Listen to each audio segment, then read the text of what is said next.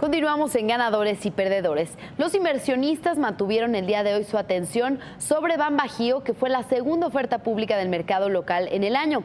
A su vez que observaron las reacciones de las bolsas internacionales después de que James Comey, quien fue director del FDI, testificara sobre temas directamente relacionados a Trump. Vamos con los ganadores y perdedores de la sesión de hoy. Nos acompañan Jacobo Rodríguez Reyes, operador en Mazar y Casa de Bolsa y profesor de la UNAM, y también José Luis de la Rosa Pasos, asesor independiente y CEO, cofundador de Quint Dynamics. ¿Qué tal? Bienvenidos. Me gustaría empezar contigo, Jacobo. BanBajío fijó su precio de colocación de 29 pesos con 5 centavos por acción, dándole un múltiplo precio-valor en libros de 1.65 veces.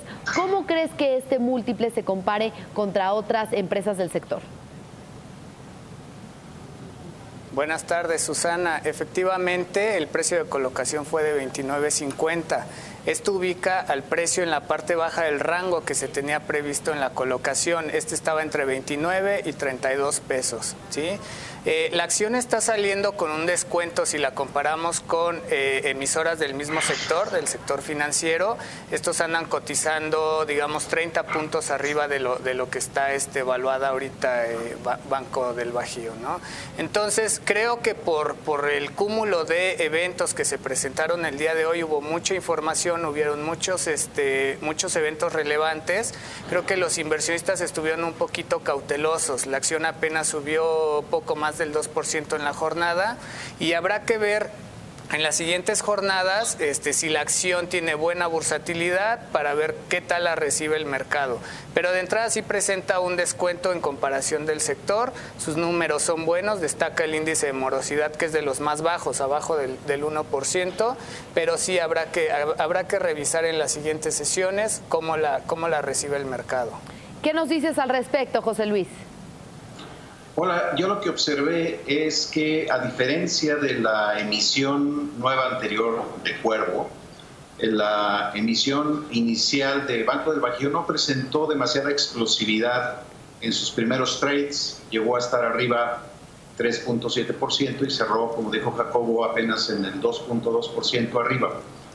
Yo veo que Banco del Bajío es un grupo que no está muy completo, no tiene casa de bolsa, tiene una oferta limitada de productos financieros y a pesar de eso ha crecido más que la media del sector, 15%, cuando las emisoras financieras han crecido el 13%. Pienso que Banco del Bajío tiene buenos números y que el dinero que está recaudando lo va a enfocar, lo va a canalizar a crecimiento, nuevas sucursales, a impulsar el crédito y también, por supuesto, a reestructurar su situación financiera. Lo veo como una muy buena opción de crecimiento moderado en el corto plazo.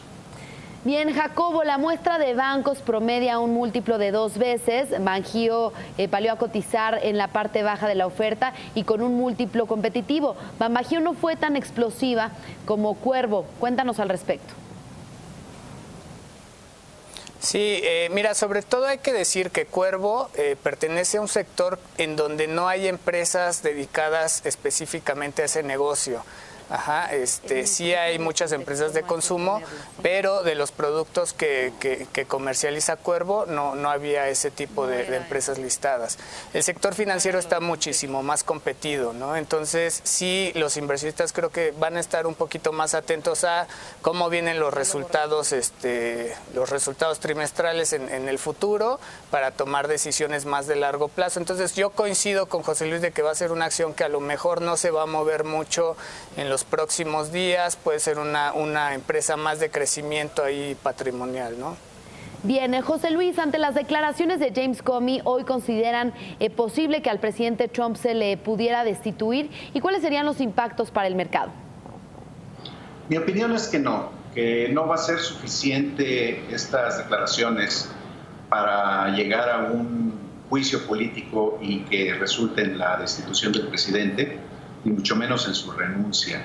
Yo lo que observé en las declaraciones y lo que se ha visto en los medios de comunicación es que el señor Comey está tratando de lavar un poco su imagen.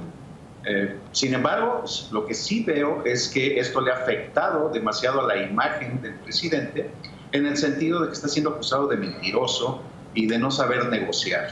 Hemos visto que Trump ha estado iniciando su mandato con esfuerzos importantes para renegociar asuntos muy importantes para el país, como el NAFTA, como el Obamacare, como su presencia en la OTAN o inclusive su salida del Acuerdo de París.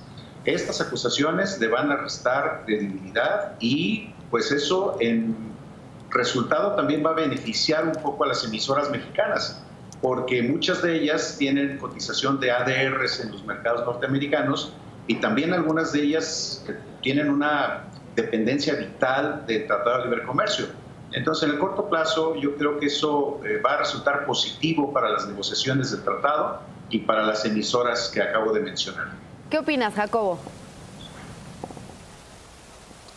Mira, la verdad es que no vimos declaraciones nuevas, más allá de lo que ya se había comentado. No veo ahorita un impacto de corto plazo, incluso creo que el tema se va a relajar un poquito en los siguientes días. Nosotros hicimos un ejercicio de qué es lo que ha pasado históricamente cuando se ha presentado alguna destitución del presidente. Recordamos los casos de Nixon, que fue a juicio político, también el caso de Clinton, que igual fue a juicio político, y en los dos casos sí se observó un impacto en las bolsas de Estados Unidos. Cuando empiezan las investigaciones sobre Nixon y hasta el momento que él renuncia, que es más o menos un periodo de 5 meses, la bolsa, el principal índice o el Dow Jones, cae alrededor de un 9%, ¿sí?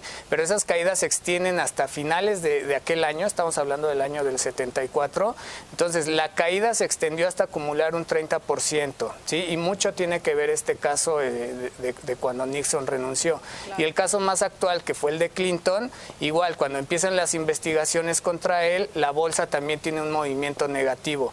Desde el punto más alto del año del 98 hasta el punto más bajo, la bolsa llegó a caer 20%. Entonces, por un lado yo coincido con José Luis de que yo veo una baja probabilidad de que lleguemos a un juicio político para Trump en el corto plazo. Las investigaciones van a continuar y va a llevar mucho tiempo, pero si se llegara a dar el caso de llegar a ese juicio político, yo creo que sí veríamos un impacto negativo en las bolsas.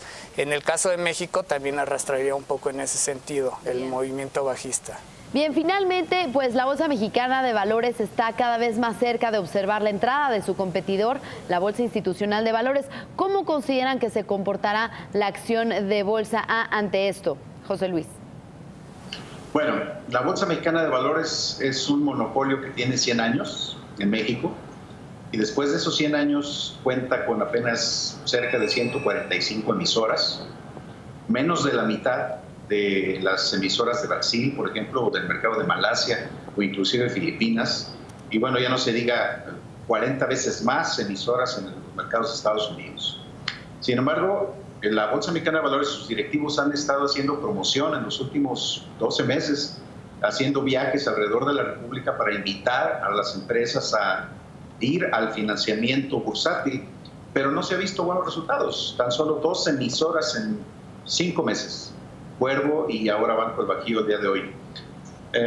Siento que la competencia es sana y que esto traerá beneficios para las emisoras, para las empresas en ir a obtener financiamiento más barato y también para los inversionistas o los ahorradores que tendrán más opciones de inversión donde poder multiplicar sus ahorros. Sin embargo, veo 2 escenarios. En el corto plazo, si el índice del IPC rompe los 50,000 puntos, que le ha estado costando trabajo, se podría dar una carrera a los 60,000 y eso impulsaría más compras de acciones y eso generaría comisiones para la bolsa, tendría buenos resultados y vería yo una expectativa de que la acción pueda desplazarse hasta 34 o quizá 35 pesos. Pero en el momento que se actualice la nueva bolsa de valores y entre la competencia, puedo ver que se estabilice o se estanque las negociaciones en la Bolsa Mexicana de Valores y quizá veamos una tendencia bajista en el precio de la acción. Bien, ¿cuáles son tus comentarios, Jacobo? Sí, la competencia al final del día sí le va a quitar mercado a la Bolsa Mexicana de Valores. Okay. No creo que eso se refleje en un corto plazo. Ya salieron en las circulares, digamos, la manera en que se debe de operar. en más de una bolsa, ¿no?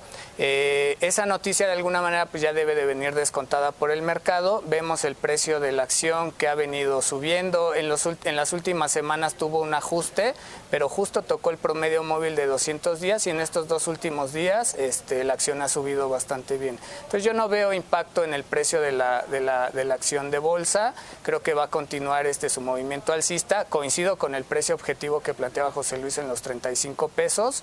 Los números también han sido buenos. Los ingresos han crecido en los últimos 2 años en promedio el 10% y las utilidades arriba del 5%. Sus márgenes son muy amplios. El operativo está en 50%, el margen neto está alrededor de 37-38%. Entonces sus números son muy buenos. No creo que haya un impacto ahorita de corto plazo una vez que ya se formalice y le den la licencia a Viva. Bien, pues muchas gracias por sus comentarios de la jornada de hoy, de quienes ganaron y quienes perdieron. Jacobo Rodríguez, operador de Mazari Casa de Bolsa y profesor de la UNAM, así como la presencia de José Luis de la Rosa, asesor independiente, CEO y cofundador de Quant Dynamics. Muy buenas tardes.